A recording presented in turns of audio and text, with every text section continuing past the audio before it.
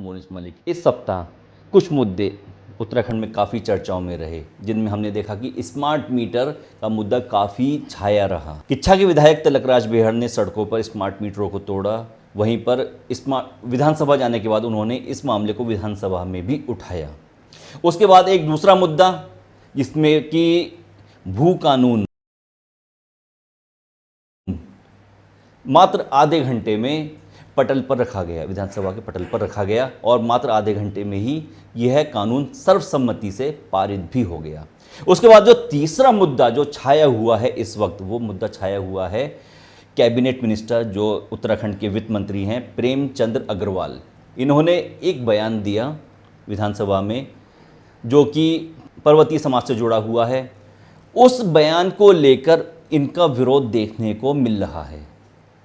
कांग्रेस के कार्यकर्ता और काफ़ी लोग इसका विरोध कर रहे हैं और कह रहे हैं कि यह बयान किसी भी तरह से शोभनीय नहीं कहा जा सकता और इससे पहाड़ी समाज की भावनाएं आहत हुई हैं। 3 मुद्दे इस सप्ताह काफ़ी चर्चाओं में रहे। इन तीनों मुद्दों पर चर्चा करने के लिए आज हमारे साथ कुछ खास मेहमान मौजूद हैं। इनका परिचय कराते हुए चलें तो हमारे साथ मौजूद हैं कांग्रेस पार्टी से जीवन जोशी जी, वहीं वरिष्ठ पत्रकार कैलाश पंडित जी और समाज सेवी शिव कुमार मित्तल जी। आप तीनों का कार्यक्रम में स्वागत है।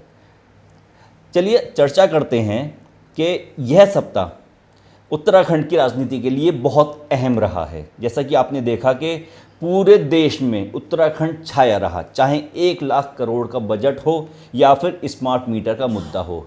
और वहीं हाल फिलहाल में पहाड़ी समाज को लेकर जो दिया गया उनका बयान है प्रेमचंद अग्रवाल जी का, वो हो।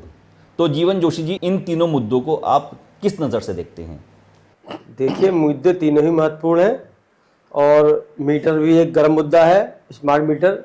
दूसरा आपने जो बताया भू कानून, वो भी एक गर्म मुद्दा है। और जो तीसरा मुद्दा है जो मतलब बहुत जिससे पहाड़ी समाज आहत है, वो प्रेमचंद अग्रवाल जी का मुद्दा है। प्रेमचंद अग्रवाल जी का मुद्दा जो है उससे पहाड़ी समाज आहत है। चलिए इस पे हम आएंगे। पहले बात कर लेते हैं भू कानून पे। पंडित जी, भू कानून मात्र आधे घंटे में सर्वसम्मति से पारित हो गया। तो इस कानून को लेकर, क्योंकि आप वरिष्ठ पत्रकार हैं और पर्वतीय समाज से ताल्लुक़ भी रखते हैं, तो आपको क्या लगता है कि इस भू कानून को लेकर भविष्य में किस तरह की फ़ायदा होगा या फिर कुछ समस्याएं सामने आ सकती हैं? अभी तक जितना भी उसका प्रारूप पढ़ने में आया है, हालांकि अभी उसका शासनादेश जारी नहीं हुआ है, जिस परिस्थिति में जो भू कानून लाया गया, मुझे लगता है बहुत जल्दबाजी में लाया गया है।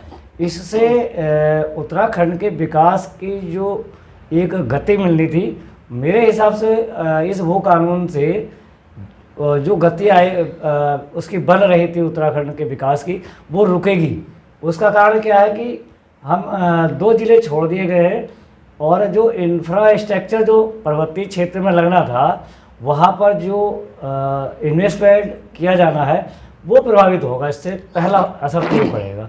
और भू कानून के तहत जो पर्वतीय क्षेत्र में ज़मीन की खरीद, थोड़ा सा आप हमारे दर्शकों को ये भी बताते हुए चलिए कि जैसे आपने कहा कि इंफ्रास्ट्रक्चर प्रभावित होगा, तो थोड़ा सा ये भी बताते हुए चलिए कि अगर प्रभावित होगा तो उसके कारण क्या होंगे? उसके कारण जाऊँगे क्योंकि जो बाहर का जो इन्वेस्टमेंट करने वाला है पर्वतीय क्षेत्र में, वो आएगा नहीं। और जब वहाँ इन्वेस्टमेंट नहीं होगा तो रोज़गार के साधन कहाँ से आएंगे, विकास कैसे होगा? ये अभी तक एक उसके अंदर जो पहेली है वो उलझी हुई है कि हम 2 ज़िलों का तो विकास करेंगे, बाकी जो हमारे 11 ज़िले हैं उनका विकास कैसे होगा, यह अभी तक इस भू कानून के में जो स्पष्ट रूप से दिख नहीं रहा है। स्पष्ट रूप से नहीं दिख रहा। एक तो आपने कारण बता दिया कि इंफ्रास्ट्रक्चर जो है प्रभावित होगा, ज़मीनों के रेट कम होंगे या बढ़ेंगे इस कानून के आने से? पहाड़ों पर ज़मीन के रेट गिरेंगे क्योंकि जो उसमें कंडीशन अब आ रही है, जो समाचारों से दिख रहा है, हालांकि उसका जियो अभी आया नहीं हमारे पास, उससे यह है कि भाई पर्वतीय समाज में हर व्यक्ति के पास ज़मीन है, तो उसकी ज़मीन को खरीदेगा कौन या वो बेचेगा किसको? यदि वो बेचता भी है तो जो उसका सर्किल रेट है, मैं समझता हूँ अगर जो पर्वतीय समाज का व्यक्ति जो वहाँ रह रहा है, वो अगर उस ज़मीन को खरीदना चाहेगा तो वो तो अपने हिसाब के दाम लगाएगा और जो सर्किल रेट से भी कम होंगे। अर्थात जो सर्किल रेट है वो सरकार का, उससे भी कम दाम हो जाएंगे वहाँ की ज़मीन के। दाम कम हो जाएंगे। हमारे साथ शिव कुमार मित्तल जी भी जुड़े हुए हैं। शिव कुमार मित्तल जी, उत्तराखंड एक बहुत शांत प्रदेश समझा जाता था, लेकिन कुछ ही हफ्तों में, कुछ ही सप्ताह में हम देखते हैं कि उत्तराखंड एक उग्र प्रदेश की भूमिका निभाता हुआ नज़र आ रहा है। हमने देखा कि स्मार्ट मीटर का मामला हो, कांग्रेस उग्र थी इसमें, या फिर भू कानून का मामला हो तो बीजेपी इसमें आगे थी, वहाँ कांग्रेस बैकफुट पर नज़र आ रही थी, या फिर हाल फिलहाल में जो विधानसभा में ये इंसिडेंट हुआ वो। तो आपको क्या लगता है कि उत्तराखंड की राजनीति भी किसी और दिशा में अग्रसर हो रही है? जी बिल्कुल। मोनीश जी, आपने जो तीनों मुद्दों के बारे में बात की, और उत्तराखंड वास्तव में इस समय काफ़ी ही राजनीतिक बड़े आयामों वाले समय से गुजर रहा है। ये राजनीतिक उठापटक या जो इस समय नीति निर्माण की योजनाएं चल रही हैं, ये देखने में आ रहा है कि आने वाले समय में हो सकता है कि उत्तराखंड की दशा और दिशा अलग ही देखने को मिले।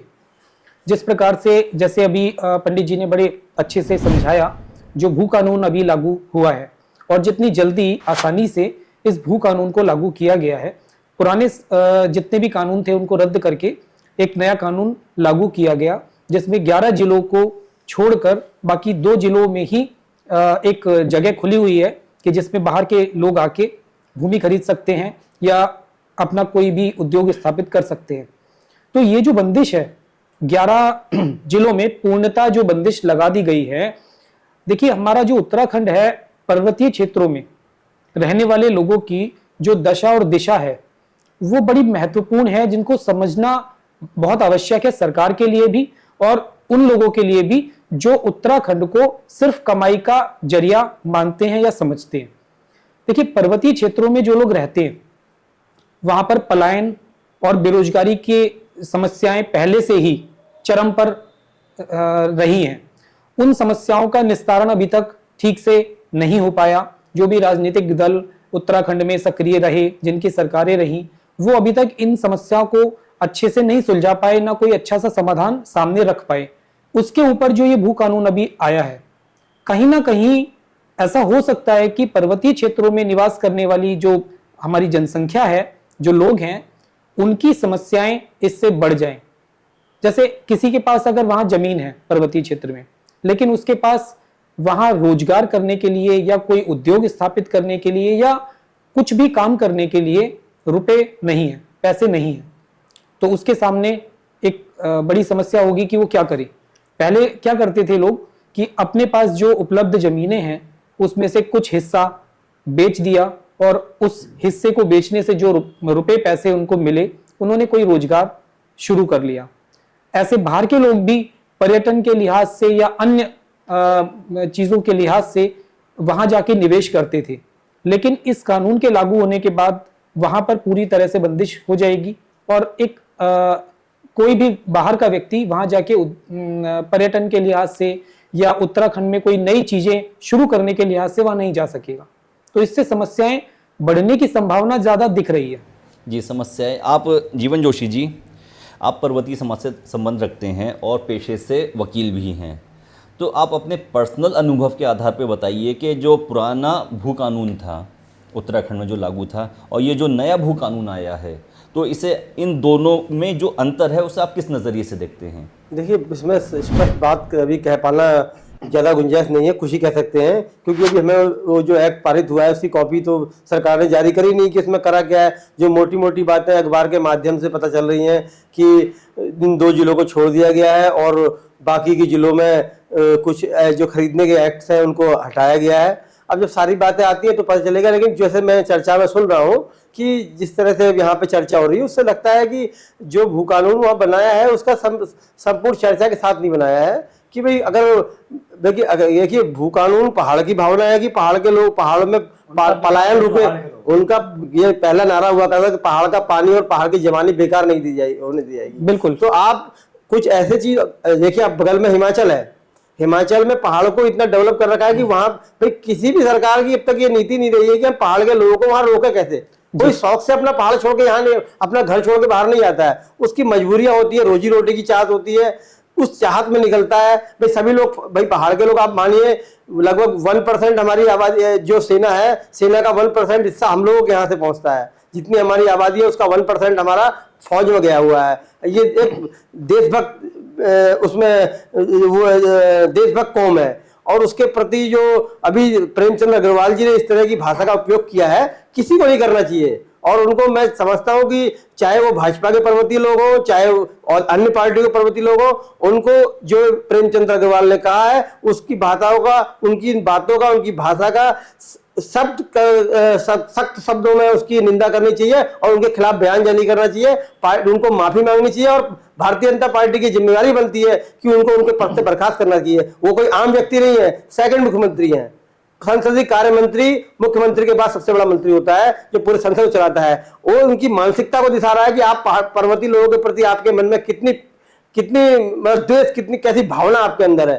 तो अब इस बात को लेकर पूरा समाज में बहुत गुस्सा है और हम बहुत जल्दी कल या परसों उनका पुतले का दहन करेंगे और यहाँ जिलाधिकारी साहब के माध्यम से मुख्यमंत्री जी को और राज्यपाल जी को और भारत सरकार तक को उनको पद से बर्खास्त करने की मांग और माफी की मांग करेंगे। पंडित कैलाश जी, हो सकता है कि जो उनका बयान हो वो उस परिप्रेक्ष्य में ना देखा गया हो जैसा वो कहना चाहते हो, या फिर कई बार ऐसा होता है कि बयान को तोड़ मरोड़ के पेश कर दिया जाता है। देखिए ऐसा है भाई, मुझे इस शहर की जनता एक एज ए बुद्धिजीवी के रूप में देखती है और मैं ऐसी जगह पर जहाँ पर शहर के लिए एक विकास की बात हो रही हो या शहर के लिए कोई प्रारूप की तैयारी हो रही हो या जहाँ शहर के निर्माण की बात हो रही हो और शहर की जनता ये देखती है कि ये हमारे जिम्मेदार लोग हैं, तो प्रेमचंद अग्रवाल एक जिम्मेदार पद पर हैं और जिम्मेदार व्यक्ति हैं और उत्तराखंड के उस क्षेत्र से आते हैं जिसको कि समाज में देवभूमि के रूप में जाना जाता है। और अगर उनके मुंह से अनायास भी अगर ऐसे शब्द निकले हैं तो ये शब्द जो है या तो उन्हें सार्वजनिक रूप से उसके लिए क्षमा यात्रा करनी चाहिए, और अनायास भी निकले हैं तो यदि उन्होंने किसी भावना में कहे हैं तो ये तो बहुत ही गलत है। लेकिन हम ज़्यादातर इस मुद्दे पे बात नहीं कर रहे, हम इस समय कर रहे थे कि भाई भू कानून से उत्तराखंड का विकास कैसे होगा, क्या नया भू कानून लाने से उत्तराखंड का विकास संभव है। अच्छा, 2 ज़िले छोड़ने वाली जो बात है भू कानून में, उधम सिंह नगर और हरिद्वार 2 ज़िले छोड़ दिए गए हैं, तो ये बात मतलब किस औचित्य के तहत छोड़ी गई होगी? यही तो एक समझने की बात है कि आखिर उत्तराखंड की सरकार 2 जिलों को भू कानून से बाहर करती है और 11 जिलों को भू कानून के दायरे में लाती है, तो सरकार की मंशा क्या है, वो किस रूप में उत्तराखंड का विकास चाहती है।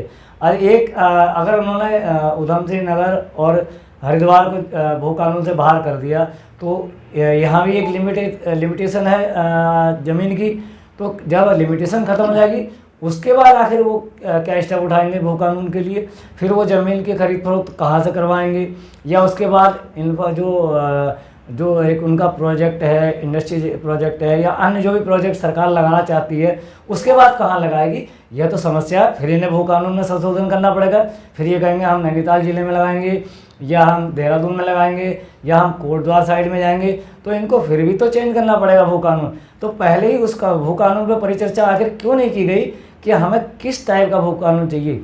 हमें भू कानून चाहिए, ठीक है, अच्छी बात है, भू कानून लाए आप, लेकिन भू कानून के साथ आपने उत्तराखंड की जनता का, जो पर्वतीय क्षेत्र की जनता है, जो भू कानून के लिए बहुत दिनों से आंदोलनरत थी, उसके विकास के लिए आपने भू कानून में क्या प्रावधान करे, ये तो स्पष्ट ही नहीं है ना। शिव कुमार मित्तल जी, किच्छा जो हमारा क्षेत्र है, तो ये बहुत जल्दी इंडस्ट्रियल एरिया बनने जा रहा है। हालांकि इंडस्ट्रियल एरिया पहले से है, थोड़ा सा हम अगर आगे चले जाएं सिडकुल में तो इंडस्ट्रियल एरिया है, लेकिन प्रॉपर किच्छा भी एक इंडस्ट्रियल एरिया बन रहा है। एक कॉरिडोर निकल रहा है यहाँ पे और स्मार्ट सिटी, एम्स, तो ये प्रोजेक्ट यहाँ पर आ रहे हैं और सुनने में तो ये आ रहा है कि एयरपोर्ट भी यहाँ बनाया जा सकता है।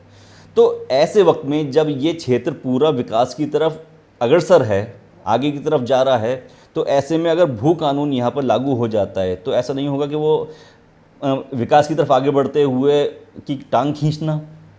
जी बिल्कुल, ये बिल्कुल सही कह रहे हैं आप कि अगर भू कानून यहाँ भी लागू हो जाए, यहाँ भी बंदिश हो जाए, तो कहीं ना कहीं एक बैरियर तो लग जाएगा कि जिसमें बाहर के निवेशक यहाँ पर आकर अपना निवेश नहीं कर पाएंगे और यहाँ पर रहने वाले जो स्थानीय निवासी हैं सीमित संसाधनों के अभाव में शायद उतनी तरक्की ना हो पाए।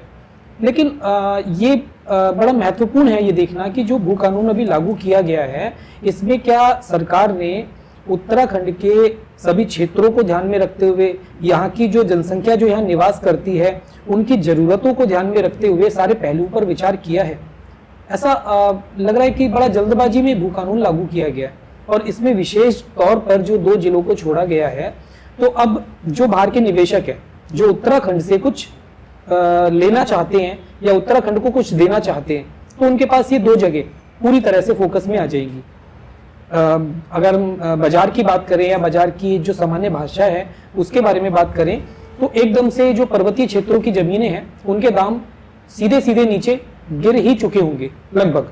और जो ये 2 जिले जिनको छोड़ दिया गया है निवेशकों के लिए, तो यहाँ पर रेट्स अभी बढ़ेंगे और रेट्स बढ़ेंगे तो ये 2 जिले यहाँ पर भी कब तक इनको छूट दी गई है, अब जब तक इसका जियो जारी नहीं होता तो एकदम से पॉइंट टू पॉइंट चीज़ें स्पष्ट नहीं हैं अभी।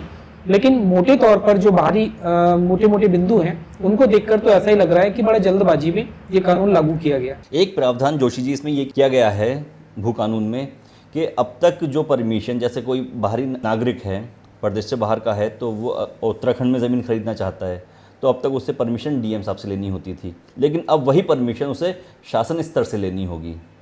आप पेशे से वकील हैं, तो इसमें थोड़ा सा आप डिटेल में बताइए कि मतलब क्या, किस तरीके से ये थोड़ा सा। देखिए, उत्तराखंड के जो पहले पुराना भू कानून था उसमें साफ साफ प्रोविजन था, आप उत्तराखंड के निवासी हैं, मूल निवासी हैं, चाहे यहाँ 50 साल से रह रहे हैं, लेकिन अगर आपके परिवार के पास 12/9/2003 से पूर्व कोई संपत्ति नहीं है, 12/9/2003 एक लाइन क्लियर कर रखी थी शासन ने कि इससे पहले अगर आपके परिवार के, आपके दादाजी, पिताजी, माताजी किसी की संपत्ति है तो आप उत्तराखंड में जमीन खरीदने के अधिकारी हैं, खरीद सकते हैं, हकदार है, और 12.5 एकड़ तक जमीन आप यहाँ ले सकते हैं।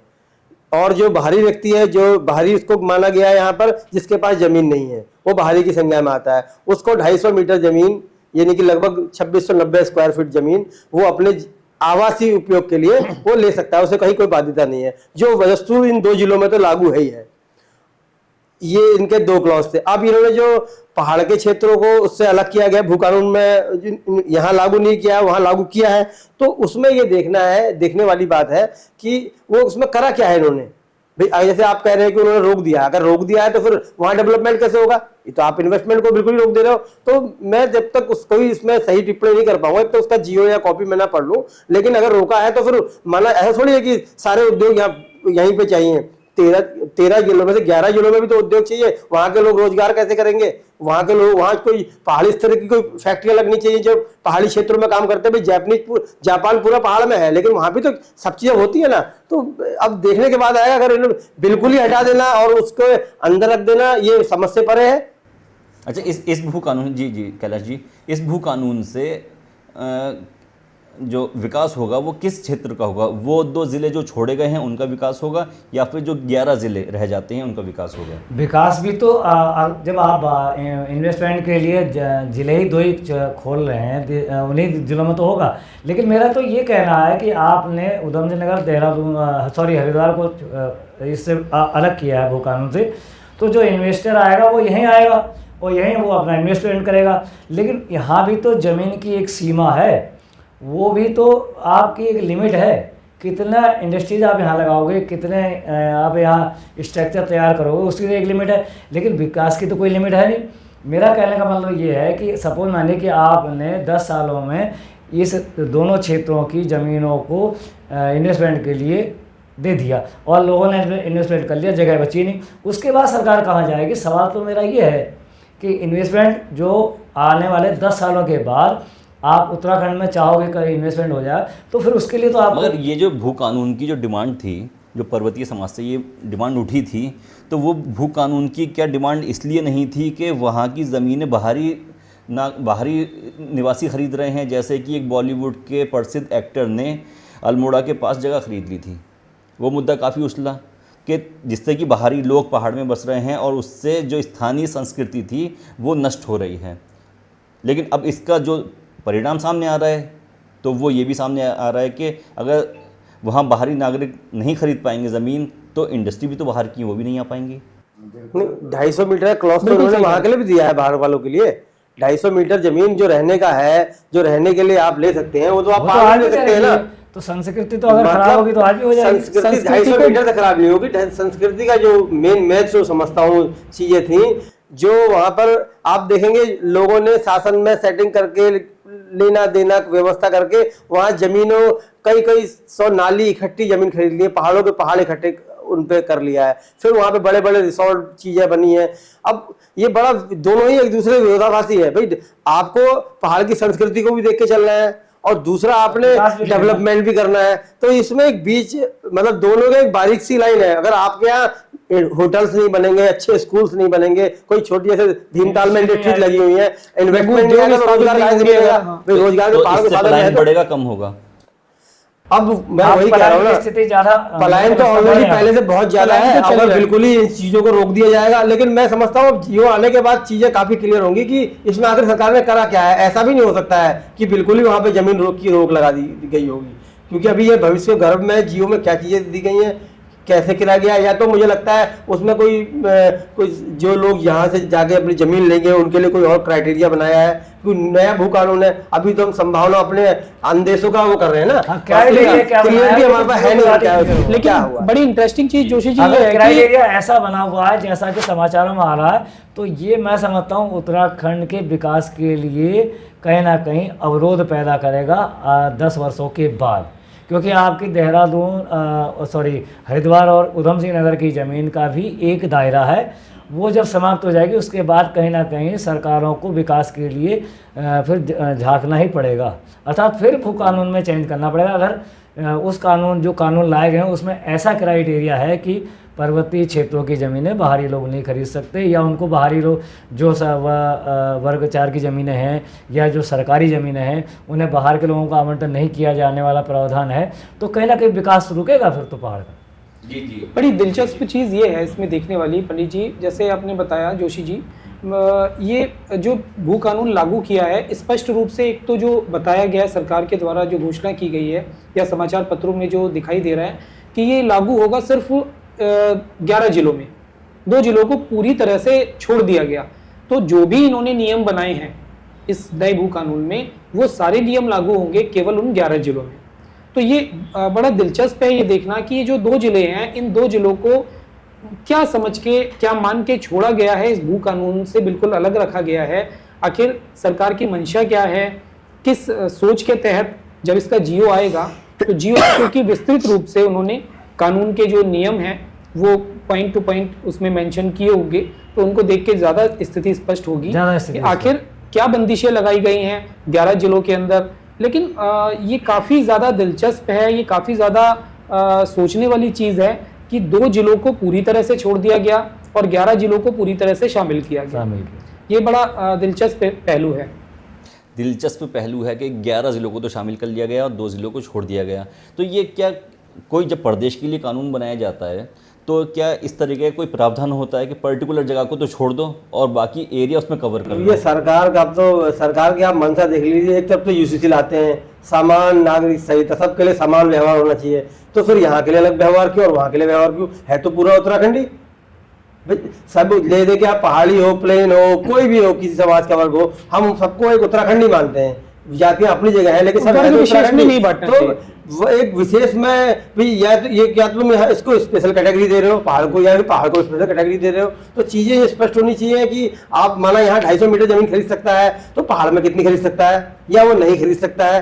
तो अब ये आने वाले समय में देखने वाली बात है, लेकिन मेरा मानना है कि समानता का व्यवहार होना चाहिए। अगर संस्कृति वहाँ, अगर उससे संस्कृति को पहाड़ में खतरा हो रहा है तो संस्कृति तो यहाँ भी लोगों की है, यहाँ भी खतरा हो रहा है होगा।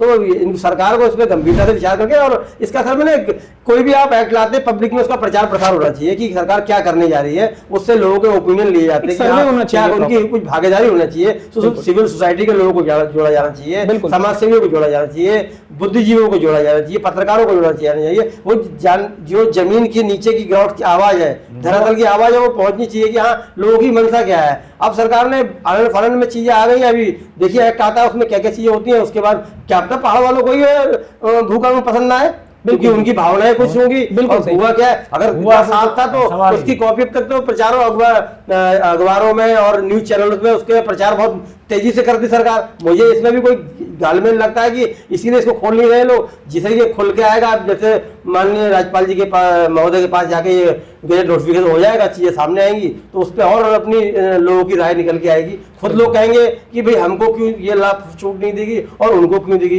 एक ही प्रदेश में दो लोगों को स्पेशल, एक को स्पेशल और एक को अदर कैटेगरी में क्यों डाला गया। वैसे जैसे मैं ये मानता हूँ, हम लोग मैं भी पर्वतीय समाज से जुड़ा हूँ, जहाँ संस्कृति की बात आई, संस्कृति की बात ये चल रही थी कि जो पलायन हो रहा है या जो हमारे संस्कृति का डेवलपमेंट हो रहा है, सरकार की उस ओर कोई भी योजना नहीं है। तो आम आदमी ये सोच रहा था शायद कि हमारी जो भू कानून आएगा वो हमारी संस्कृति और पलायन और बेरोजगारी पर जो है कहीं ना कहीं उस पर स्थिति स्पष्ट होगी कि हम कहाँ पर खड़े हैं, उस पर कुछ काम तो किया जाएगा। उस पर काम किया जाएगा। संस्कृति वाली बात तो मैं समझता हूँ हर संस्कृति के लोग जैसे बॉम्बे में है, बिल्कुल। सबके अपने अपने कल्चर विकसित है, अच्छा, ऐसा मैं नहीं है। ये देख रहा था कि भू सुधार कुछ ऐसे कमेटी है, एक भू कानून सुधार समिति, या मेरे दिमाग से कोई शब्द निकल रहा जी। है, तो उनके जो अध्यक्ष हैं उन्होंने इसकी कॉपी भी फाड़ी है अभी कैमरे पे ऑन स्क्रीन। असल में क्या है, संस्कृति का विषय क्या है, सबसे बड़ी पहाड़ की पीड़ा क्या है, वहाँ पलायन और बेरोजगारी। जब पलायन क्यों हो रहा है, बेरोजगारी की वजह से। तो सरकार को पहले लोग वहाँ से पलायन ना करें। जब हम अपने घर में रहेंगे तो हमारी संस्कृति अपने आप ही सेफ रहेगी। ये मूल दूसरे समस्या। लोगों को वहाँ जाने का मौका क्यों मिल रहा है कि हम अपना जगह अपनी छोड़ रहे हैं ना। बिल्कुल, ये जब मूल हम बेच रहे हैं तभी तो कोई खरीद रहा है। तो पहली बात यह है कि इस तरह के सरकार को अवसर प्रदान करने चाहिए, सरकारी गैर सरकारी या कुछ सब्सिडाइज करके वहां को लोगों को कि पर्वतीय आदमी अपना क्षेत्र ना छोड़े। हर आदमी, चाहे यूपी का आदमी है, उत्तराखंड में आ रहा है तो क्यों आ रहा है, इस लालच में तो आ रहा है कि मैं यहाँ फैक्ट्रियाँ हैं, इंडस्ट्री है, यहाँ मैं जॉब करूंगा, अपने बच्चों का अच्छी पढ़ाई करूंगा, जीवन यहाँ पर मेरा अच्छा होगा। तो जब हम अपने यहाँ रहेंगे तो ऑटोमेटिक हमारी संस्कृति कोई नहीं छेड़ पाएगा। जहाँ बड़ी चीजें वहाँ छोड़ते हैं मजबूरी में, शौक से कोई नहीं छोड़ना चाहता, मजबूरी में आदमी छोड़ता है। तो पहली प्रायोरिटी सरकार की, चाहे ये भाजपा की सरकार है या उससे पहले कांग्रेस की सरकार थी या अन्य सरकारें बदलती रहती है, लेकिन पहले जो पहाड़ का मेन दर्द है वो पलायन है। पलायन है, उसका बहुत बड़ा कारण बेरोजगारी है। बहुत बुरे हालात है पहाड़ों में। आप कभी, अब हम तो अच्छा जनरली आदमी कह जाता है ना कि जैसे मैं नैनीताल गए, अल्मोड़ा गए, मेन रूट से घूमे और चलते हुए चले आए। आज भी लोग पुल नहीं है चलने के लिए, तारों पे बांध के अपने सामान को लेके जाते हैं। इतने हमारा प्रदेश को आजाद हुए, प्रदेश को बने हुए और देश को आए इतने साल के बाद भी वहाँ का जीवन स्तर आप देखेंगे बहुत कष्टकारी है। और अस्पताल नहीं है, प्रेग्नेंट महिलाओं को बिल्कुल निकाल के ले जाते हैं, उसमें ले जाते हैं, मूलभूत समस्याएं हैं वहाँ पर। मतलब उत्तराखंड के हर नेता का एक सपना है, जो कुमाऊं क्षेत्र का है, वो हर नेता का मकान आपको मिलेगा देहरादून में, और कुमाऊं के जितने भी नेता है, चाहे वो किसी पार्टी में, सबका हल्द्वानी मिलेगा। तो जब आप वहां से जुड़ेंगे ही नहीं, वहां जाएंगे ही नहीं, आपने खुद अपना पलायन कर रखा है सिर्फ राजनीति करने के लिए, आप वहां के निवासी हैं, तो ये समस्याएं जनता इस बात से जो है पीड़ित है, परेशान है कि जो हमारा प्रतिनिधि है वही जब वहां रुकने को तैयार है, तो जो आदमी, आम आदमी जिसे बच्चे को पालना है, अच्छी शिक्षा लेनी है, अच्छे चिकित्सा सुविधा का लाभ लेना है, तो उसकी मजबूरी हो जाता है। पलायन रुक जाएगा, बेरोजगारी रुक जाएगी, तो ऑटोमेटिक हमारी संस्कृति बची रहेगी। एक बात मैं कहीं पढ़ रहा था, उसमें मैंने देखा था कि देहरादून में बैठकर नेताजी पहाड़ की समस्याओं पर अफसोस जता रहे हैं। तो काफ़ी अच्छी चर्चा रही, तीनों बुद्धिजीवियों ने अपनी अपनी राय रखी और बताया कि किस तरह से ये तीनों मुद्दे, जिनमें कि स्मार्ट मीटर का मुद्दा, भू कानून का मुद्दा और तीसरा मुद्दा प्रेमचंद्र अग्रवाल जी का जो बयान है वो मुद्दा किस तरह से छाया है, ये उत्तराखंड की राजनीति पर किस तरह से असर डाल रहे हैं। ऐसे ही सार्थक बहस करते रहेंगे, सार्थक चर्चाएँ करते रहेंगे, जिससे कि कुछ कंक्लूजन निकले, कुछ निष्कर्ष निकले। आगामी चर्चाओं के लिए हमसे जुड़े रहें और देखते रहें टुडे न्यूज़ 9।